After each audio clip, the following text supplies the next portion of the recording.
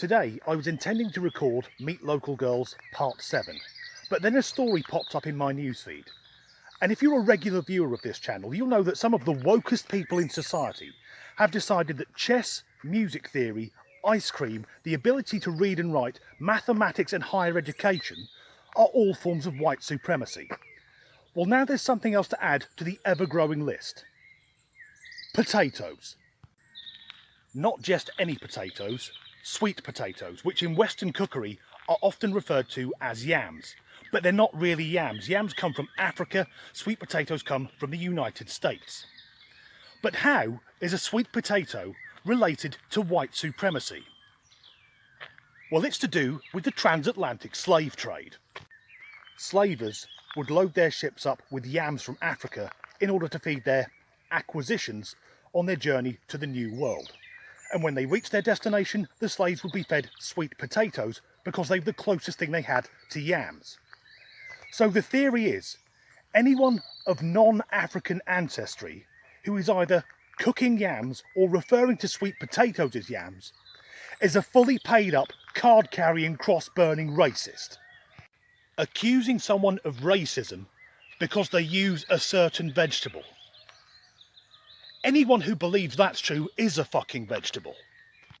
So that got me thinking, which other foodstuffs could we tenuously link to white supremacy? Now, I'm a big fan of curries, but is that because subconsciously I'm looking at the past through rose-tinted glasses, longing for the glory days of the British Empire, back when the East India Company controlled the entire Indian subcontinent? By having a tikka masala, am I flipping off the entire population of Mumbai? Or if I see one of my neighbours walking down the street with a Chinese takeaway, should I fling open the window and shout, "Piss off, Nazi? How dare you support a local business run by a family who moved here from Hong Kong?" The idea that cooking yams can be linked to racism is another ridiculous example of cultural appropriation. This bizarre idea that if one culture borrows something from another culture, they are in fact stealing from them.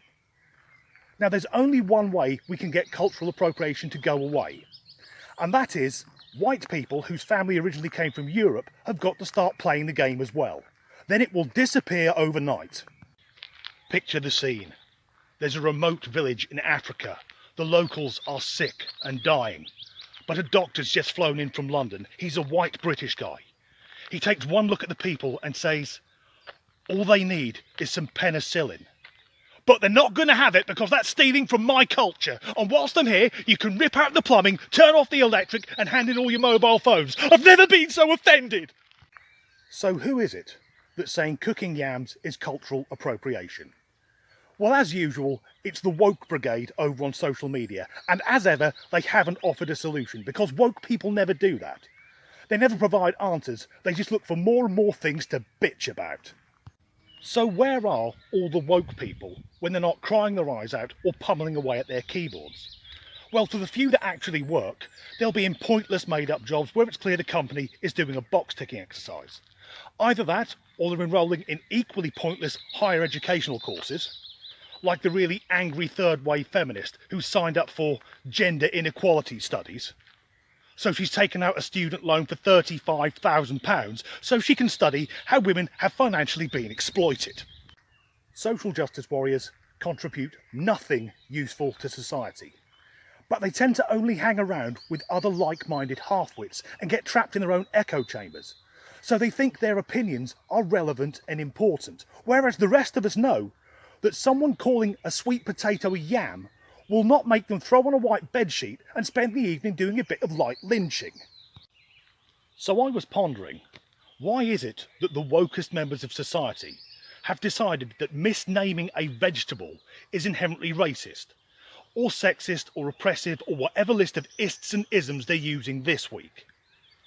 And why is it they see everything through these filters? Well, I've come up with my own opinion, which isn't backed up by any science or data. And I'm guessing the answer is twofold. Firstly, it allows them to identify as the victim, or at least on the side of the victim, so they can be very passive-aggressive. And secondly, and I think this is much darker, it allows them to project their shit onto everyone else. A few weeks ago, there was a protest in town called Unite Against Fascism. But some of the speakers were openly anti-Semitic. So they're anti-fascist, but also don't like Jewish people. That's pretty much a hallmark of being a fascist. But who were they saying were the fascists? Basically, everyone who wasn't them. Luckily, most people don't take the overly PC brigade very seriously. We see them as the crying, tantruming toddlers they truly are. If someone came up to me and asked, what are your preferred pronouns? I'd say, my preferred pronouns are go fuck yourself. Anyway, that's the end of this video. Well done for getting this far. I don't know what I'm having for dinner tonight, but I'm sure it'll be oppressing someone. As ever, thanks for watching. But fuck off. But sweet potatoes.